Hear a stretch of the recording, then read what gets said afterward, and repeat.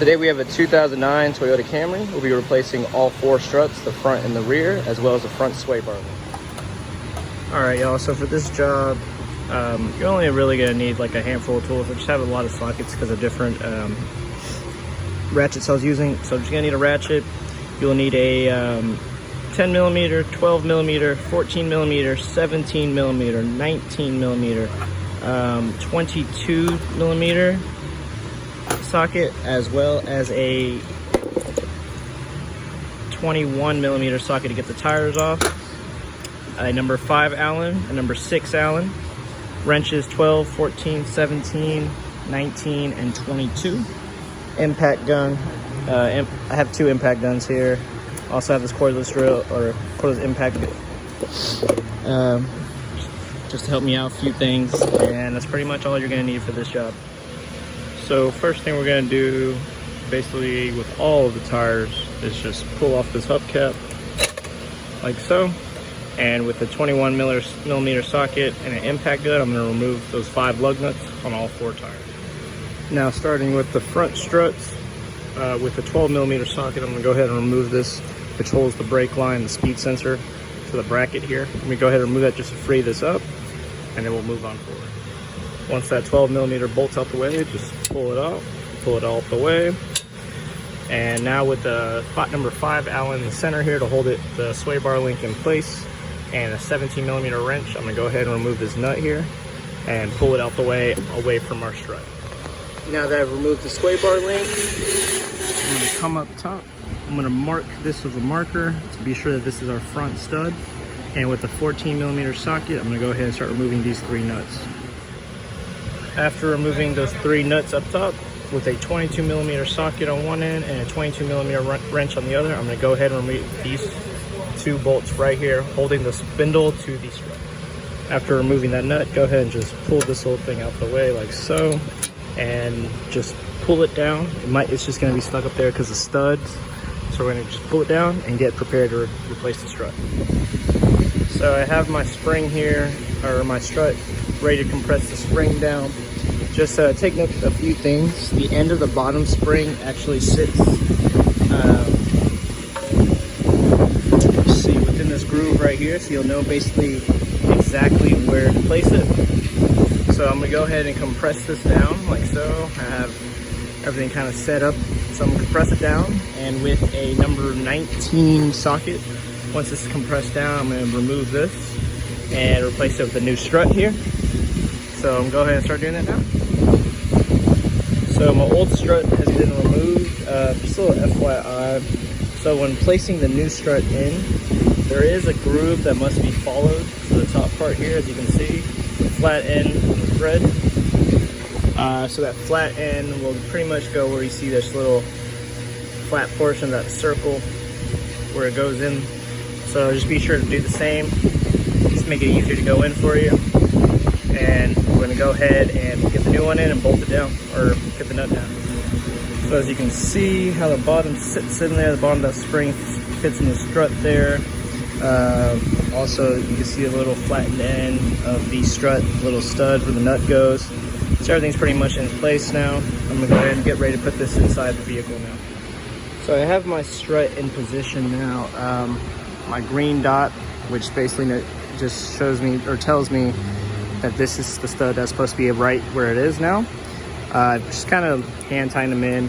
I'm gonna tighten them down once I reattach to the spindle here. So I'm basically gonna put that 21 millimeter bolt back in here, put it together. Also, just after a little noticing, these sway bar links need to be replaced. So I'm actually gonna go ahead and do that as well. As you saw earlier, I already removed the top part. Same process with the bottom, 17 millimeter wrench, number 5 Allen in the middle, removing it, and then I'm gonna install new ones. Basically the same thing. Just take it out, put another one in, put the nut and the Allen back in place. So now that I have that in, kind of sitting up there up top pretty loose, I'm gonna just pretty much set everything into place, and then I'm gonna bolt it all down. So I have my 21 millimeter bolts in position for the spindle and strut.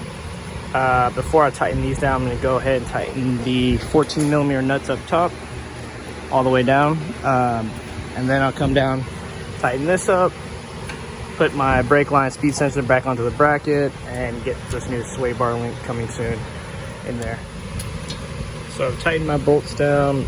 Go ahead and clip this back in. You see these little notches here? It will go in that little hole on both sides.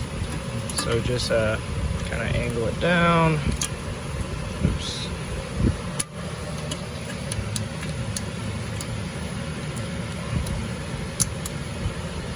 There you go.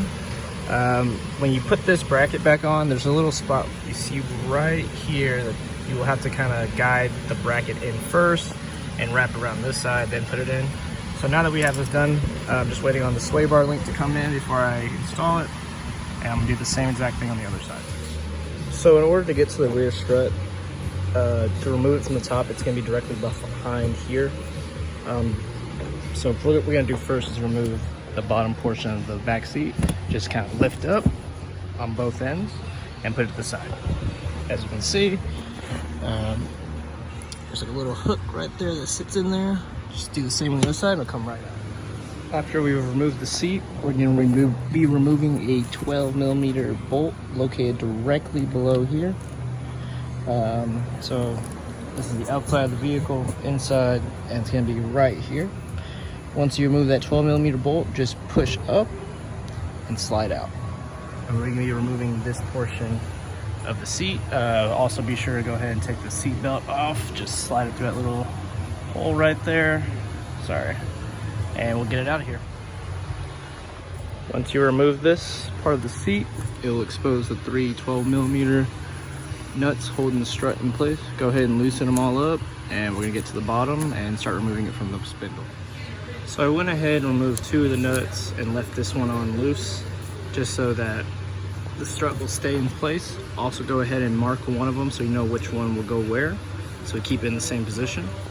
So now with a 14mm wrench and a number 4 Allen, we're gonna go ahead and remove the sway bar link here and push it aside.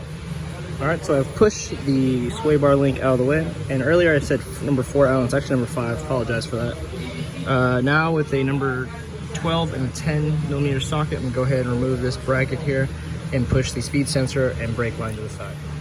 So we've got everything removed from the strut here, as you can see. So now with a number 19 wrench and 19 socket, I'm gonna go ahead and remove these two bolts located right here and get them out the way, and we can go ahead and free out the strut. So now that I've separated the strut from the spindle, removing those two bolts here, I'm just gonna go ahead and release that last nut I have holding this and get it out the way.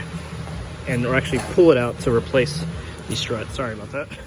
So I've gone ahead and compressed my spring on the strut here. Just a few key things I need to show y'all. As you can tell, the spring here at the bottom is gonna sit in this groove here, just like on the front struts.